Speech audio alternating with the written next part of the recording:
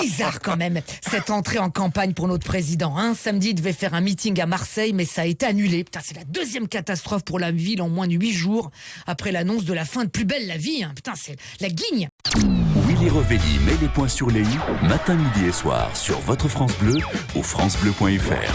Ah, ça y est, mes amis, Emmanuel Macron a donc annoncé ce matin sa candidature à l'élection présidentielle en nous envoyant en courrier. Enfin, un courrier envoyé par mail aux journalistes, parce que si nous l'avons envoyé par la poste, on aurait bien été capable de le recevoir le mois prochain, après l'élection. Alors, j'ai lu le courrier, loin des palimpsestes, thaumaturges et autres chicayas. Les galimatia in petto. Bon, j'ai rien compris, comme d'habitude. Non, mais c'est une bonne idée, cette lettre. D'habitude, les hommes politiques sont accusés de corruption.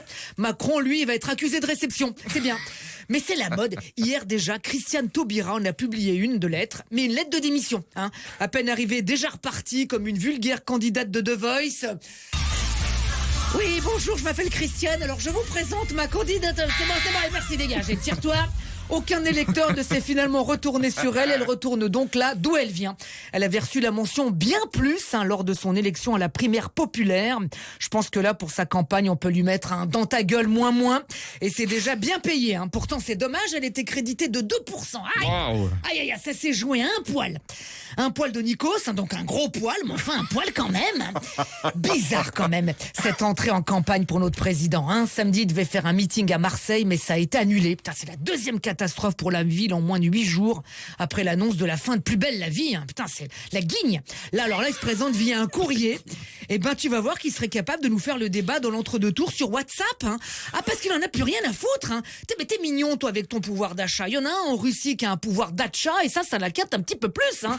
Parce que l'autre, Poutine, il loge pas la grappe, t'as vu? Pourtant, les sanctions n'arrêtent pas de pleuvoir. La dernière en date, Grévin a retiré sa statue du musée. Oh, j'imagine le coup qu'il a dû recevoir. Même si sa statue n'était pas très réussie, pas que la première fois que Poutine a vu sa statue, il croyait que c'était Zizi Jean-Mer. Ah non, mais il faut que Macron arrête de perdre du temps avec Poutine, qui lui envoie Michel Drucker en Russie. Voilà, il y a que lui en France qui est invincible. En tout cas, la lettre d'Emmanuel Macron était poignante. À la fin, quand il termine en disant « Parce que c'est notre courrier !» J'avoue, ça m'a foutu les poils.